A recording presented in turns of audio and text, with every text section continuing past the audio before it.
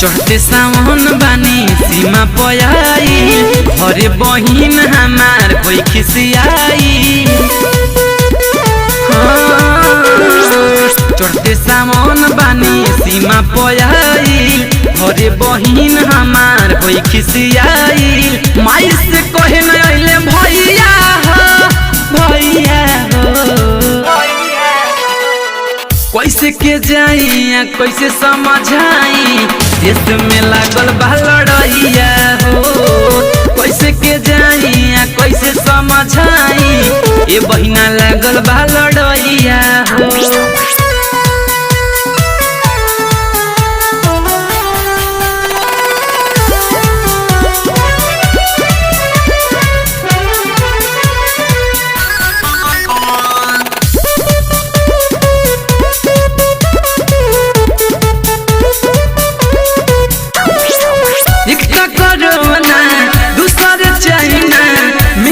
छुट्टी बॉर्डर से घरे हम कैसे जाई हो। बहिनिया से राखी बधवाई हो। एक तो कोरोना दूसरे चाइना मिले न छुट्टी बॉर्डर से घरे हम कैसे जाई हो। बहिनिया से राखी बधवाई हो। सुनाया सो लागी मोर कलैया हो कलैया हो। कैसे के जाई कैसे समझाई देश में लागल बा लड़ैया हो। कैसे घरे जाई कैसे समझाई ये बहिना लागल बा लड़ैया हो।